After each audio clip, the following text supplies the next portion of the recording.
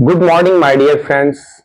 आज GS for all की कक्षा में आपके समक्ष लूसेंट प्रस्तुत कर रहे हैं। लूसेंट बहुत से सेगमेंट में हर एक विषय है जिसमें आज इतिहास को डील किया जाएगा। तो हम देखते हैं कि इतिहास से में किस किस टॉपिक को उठाया गया है लूसेंट के द्वारा।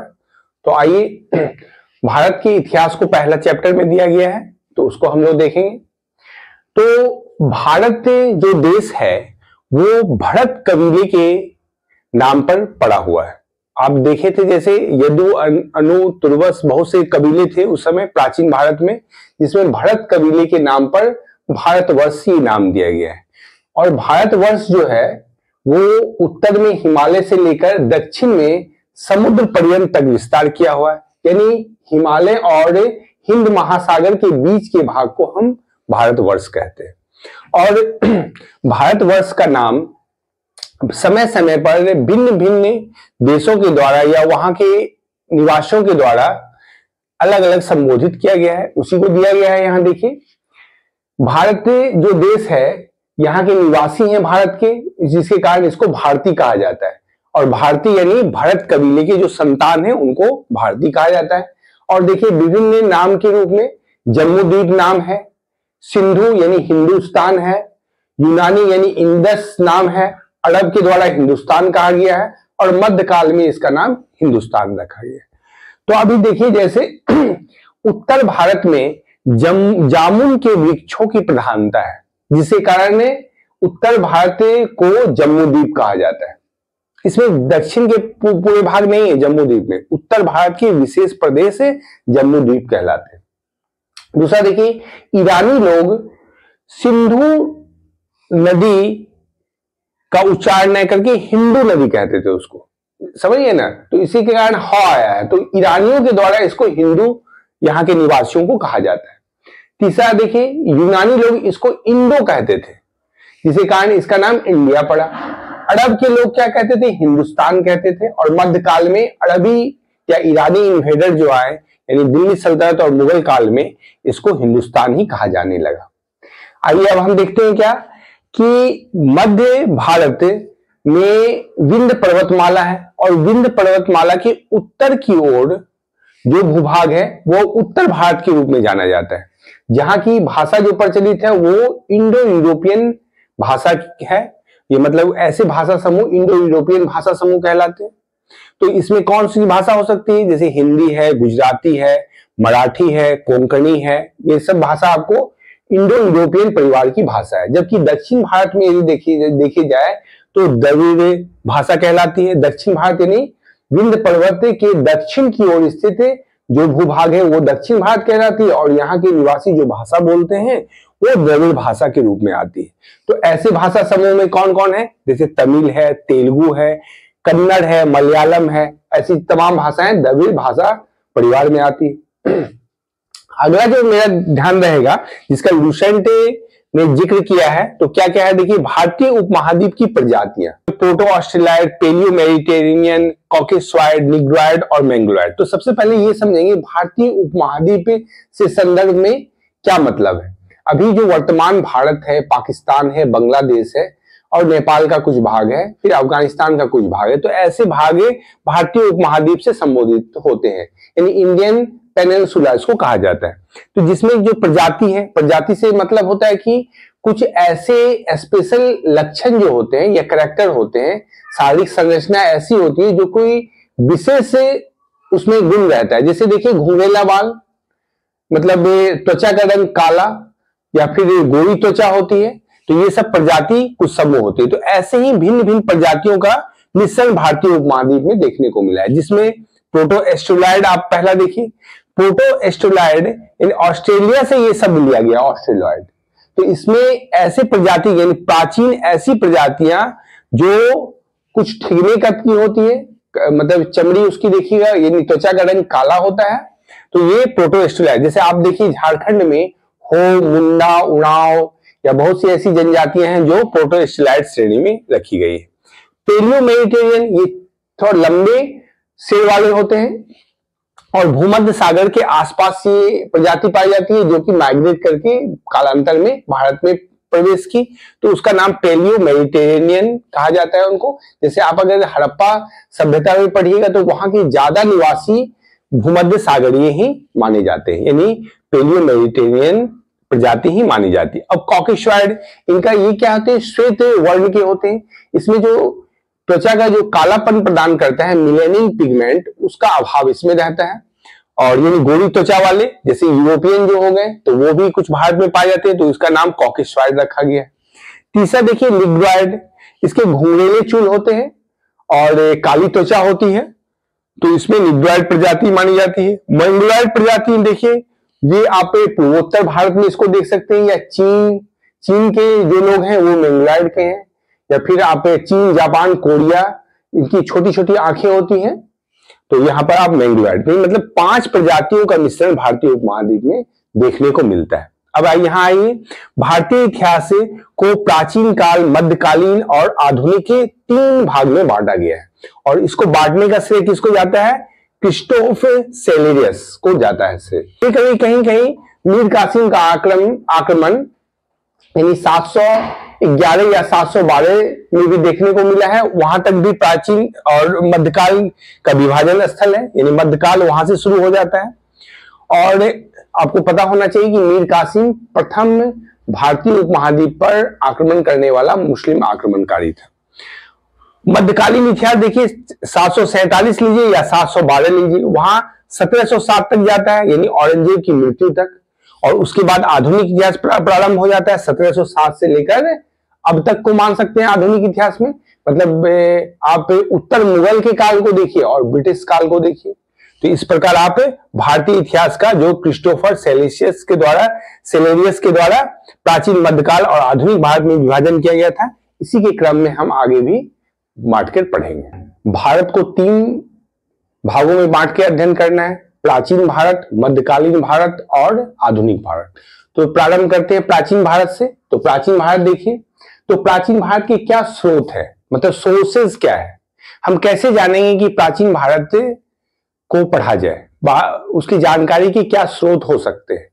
आप यदि इतिहास को, यदि कोई भी तथ्य ऐतिहासिक तथ्य है, तो इसके लिए हमें 2 चीजों का सहारा लेना पड़ता है, या तो उसका कोई पुरातात्विक स्रोत हो या कोई क्या साहित्य में वर्णन हो।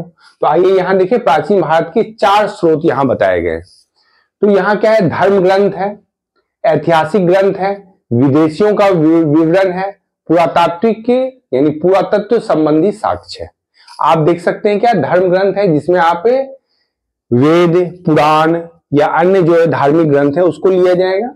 ऐतिहासिक ग्रंथ है, बहुत से ऐतिहासिक ग्रंथ है जो कि आगे चल के आप अशोक के बाद के काल में उसका अध्ययन कीजिएगा।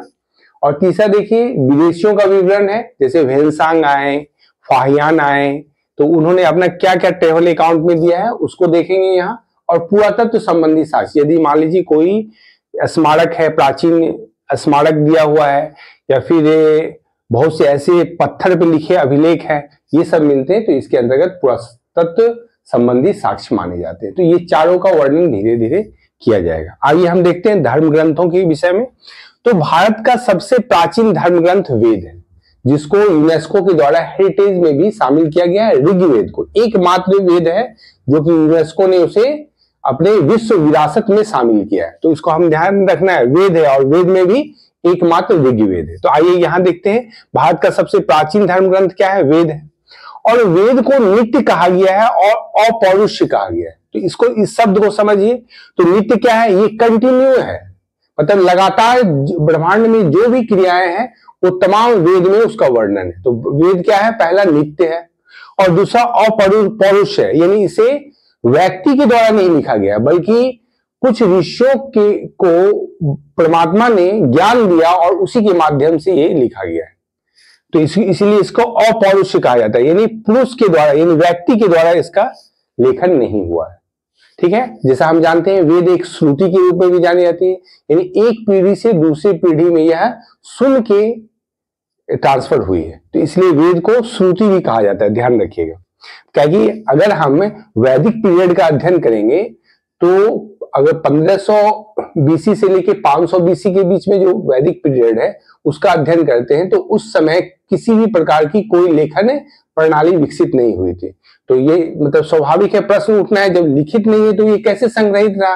तो ये एक पीढ़ी से दूसरी पीढ़ी में गुरुओं के द्वारा शिष्यों को बताया जाता था वेद, और जिसके कारण इसको श्रुति भी कहा गया, और यह इस तरह अभी वर्तमान रूप में वेद उपलब्ध है। आगे देखिए, एक प्रश्न पूछा जा सकता है कि वसुधैव कुटुंबकम कहां दिया गया, यानी किस ग्रंथ में उसका वर्णन है। तो वेद से वसुधैव कुटुंबकम लिया गया है। वेद कितने हैं? 4 वेद हैं, जिसको संहिता मतलब एक कोडिफाइड रूल बनाई गई है, मतलब एक मंत्र के द्वारा, मंडल के द्वारा, यहां देखिए ऋचाओं के द्वारा वेद का वर्णन किया गया। वेद में मंत्रों के द्वारा बताया गया है कि क्या किया जाना चाहिए, क्या सामाजिक आचरण हो, क्या राजनीतिक प्रणाली हो, तमाम चीजें वेद में दी गई है, और वो भी संहिताबद्ध है। इसीलिए वेद 4 हैं और वेद को संहिता भी कहा जाता है। वेद ऋग्वेद, यजुर्वेद, सामवेद और अथर्ववेद, यानी 4 वेद हैं। 4 वेद में सबसे प्राचीन वेद है ऋग्वेद, उसके बाद यजुर्वेद, उसके बाद सामवेद और अथर्ववेद। अब देखिए, वेद के जो संकलन करता है यानी कंपाइलेशन, वेद के लेखक नहीं होंगे, वेद के रचयिता नहीं होंगे, मतलब वेद तो अपौरुष है, मतलब परमात्मा ने ऋषियों को बताया और ऋषियों ने मनुष्य को बताया।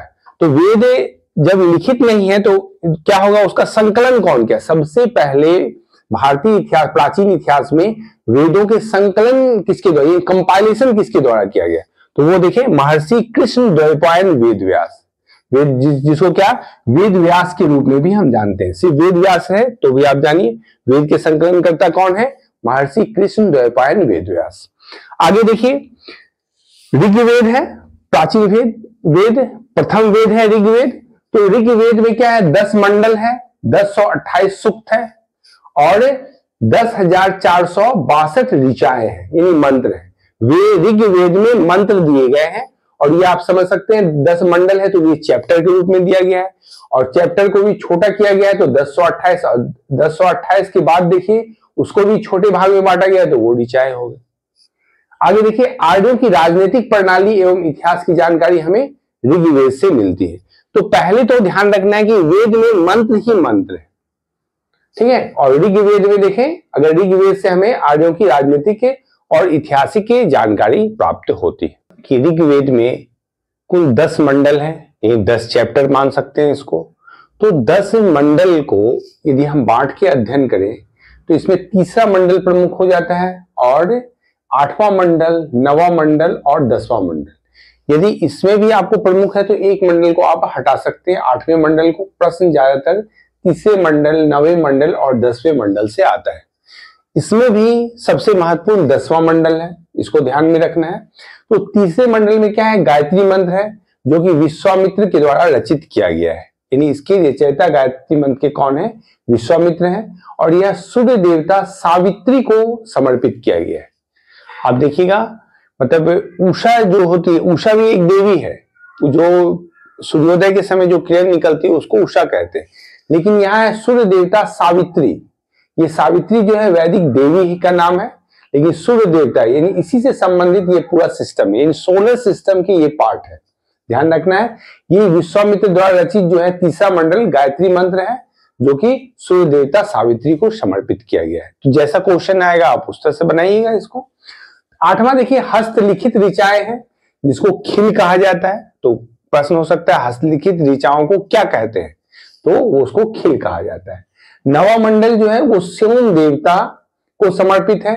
सोम देवता का मतलब है, सोम एक प्रकार का रस है, यानी ये पेय पदार्थ है, यानी एक प्रकार से बिवरेज है जो पीने का काम आता है। तो ये क्या है कि सोम देवता को समर्पित है 9वां मंडल।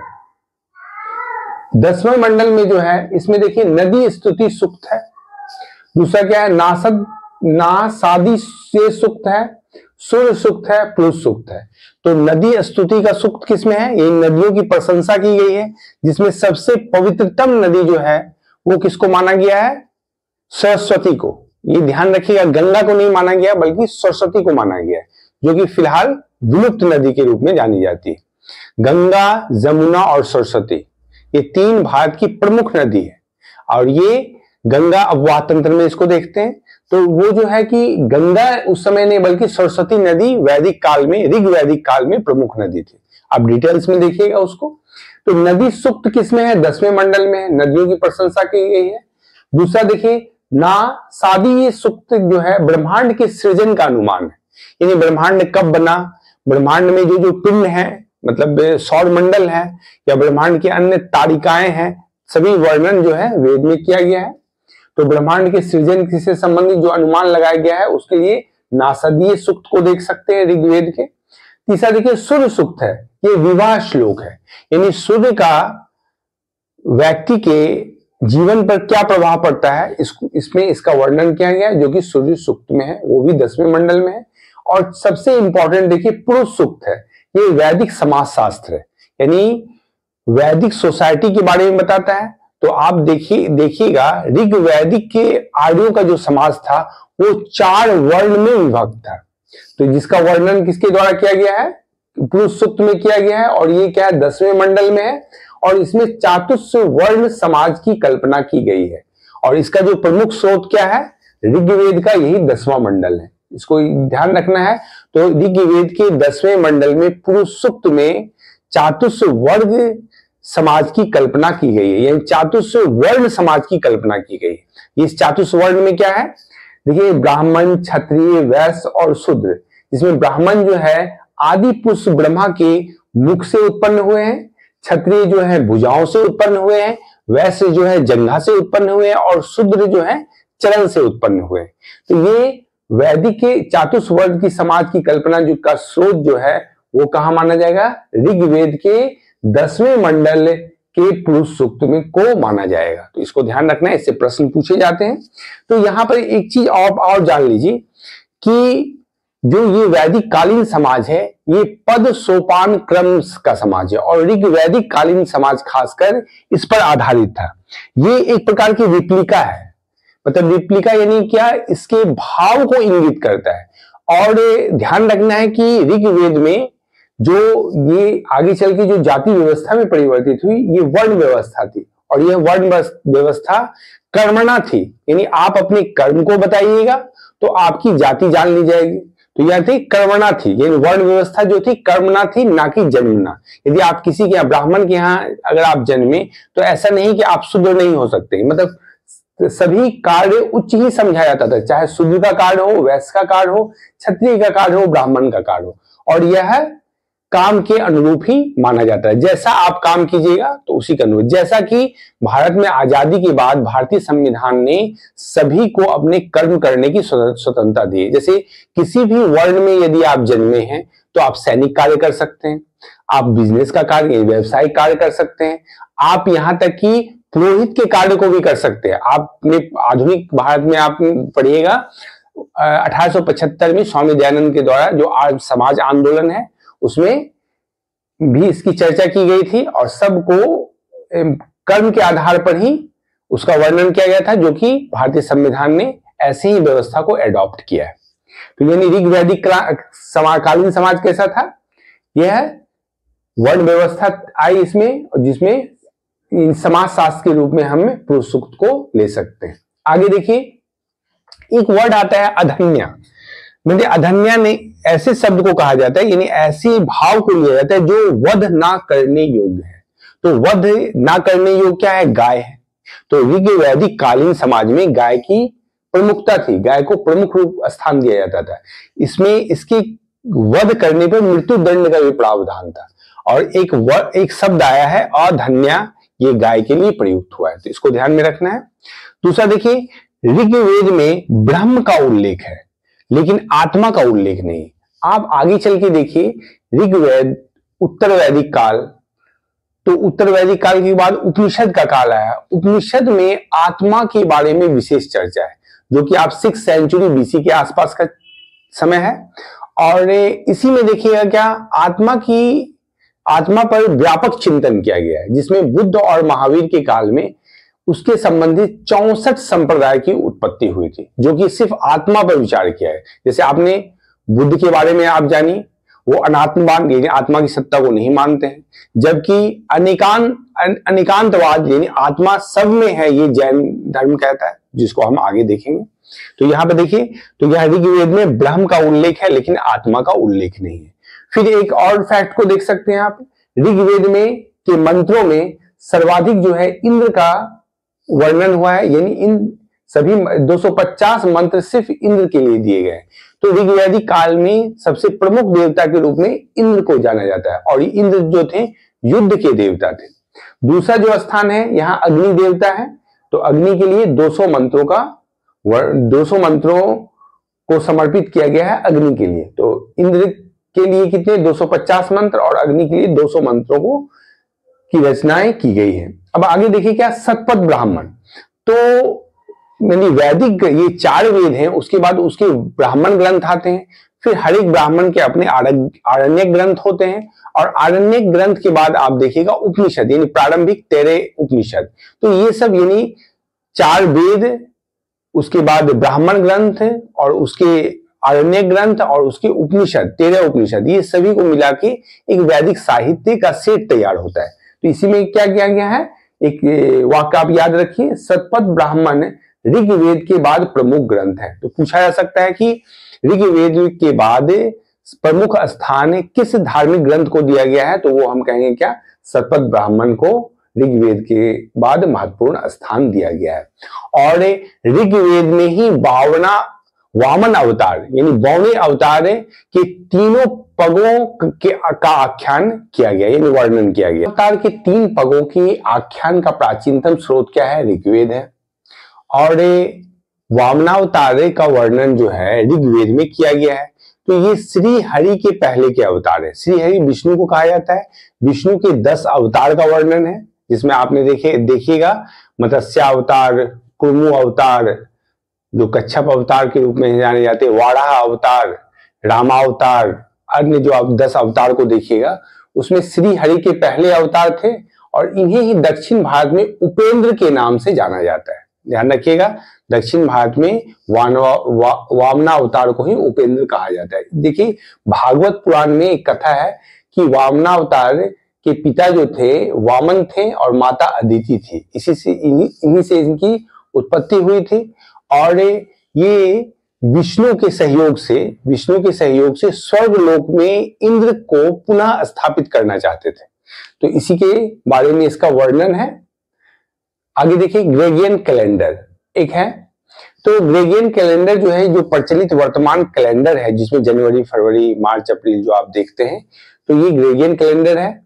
और इसमें इसी के अनुसार देखिए ईसा के जन्म के वर्ष को एक मानक वर्ष माना गया है, और ईसा के जन्म के पहले को बीसी यानी बिफोर क्राइस्ट यानी ईसा पूर्व हिंदी में, और जबकि ईसा के जन्म के बाद के समय को एडी यानी एनो डोमिनी माना जाता है। तो ईसा मसीह का जो जन्म है उसको अगर एक मानक माने तो उसके जन्म के पहले के जो जितने भी काल हैं उनको क्या कहेंगे, बीसी यानी बिफोर क्राइस्ट, और जन्म के बाद जितने भी समय है उनको एडी कहा जाएगा। जैसे हम वर्तमान में क्या है, ईसा के जन्म के बाद का समय चल रहा है, तो इसको हम एडी के रूप में जानते हैं, जिसको हम ईसवी हिंदी में लिखते हैं, और यहाँ पर बिफोर क्राइस्ट यानी ईसा पूर्व लिखा जाता है। तो एक एग्जाम्पल के रूप में आप जान लीजिए, ईसा के जन्म के 563 वर्ष पूर्व बुद्ध का जन्म हुआ, तो यहाँ देखिए 563 बीसी, और ईसा के जन्म के 483 वर्ष पूर्व बुद्ध की मृत्यु हुई, तो 483 बीसी ही लिखा जाएगा। आगे आप देखिए क्या एक और तथ्य दिया गया है। अर्ली हिस्ट्री ऑफ इंडिया के लेखक हैं विंसेंट आर्थर स्मिथ, और ये 1904 में प्रकाशित हुआ है, यानी यह ब्रिटिश काल है। और इन्होंने अपने पूरे इतिहास में यह प्रमाणित करने की कोशिश की है कि राजनीतिक रूप से भारत कभी भी एक नहीं था, और यहाँ के शासक जो थे वे स्वेच्छाचारी यानी एटोक्रेट्स यानी तानाशाही रवैये के थे, और स्वेच्छाचारिता ही भारतीय राजाओं की विशेषता प्रमाणित करने की कोशिश की है, जो कि एक मनगढ़ंत तथ्य है। जब हम भारतीय प्राचीन इतिहास का अध्ययन करते हैं, देखिए आप सर विलियम जोन्स के द्वारा 1784 में एशियाटिक सोसाइटी ऑफ बंगाल की स्थापना की गई थी। उसके अंतर्गत बहुत से ऐसे ग्रंथ प्रकाशित किए गए जिससे बाद में पता चला कि नहीं, प्राचीन भारतीय समाज गणतांत्रिक प्रणाली को अपनाता था, जिसमें आप देखेंगे बुद्ध के साक्य गण या आगे वैशाली का वर्णन है जो प्राचीन इतिहास में ही देखा जाएगा। तो विंसेंट आर्थर स्मिथ के द्वारा अर्ली हिस्ट्री ऑफ इंडिया में भारत में स्वेच्छाचारी शासन को बताने का प्रयास किया गया है, जो कि एक मनगढ़ंत बातें हैं जिसका खंडन बाद के आधुनिक भारतीय राष्ट्रवादी इतिहासकारों ने किया है। तो इस तरह हमने प्राचीन इतिहास में वैदिक के ग्रंथ में ऋग्वेद को देखा, और फिर अगली कक्षा में हम फिर मिलते हैं। तब तक आप इसको रिवाइज कीजिए। आज के लिए इतना ही, धन्यवाद।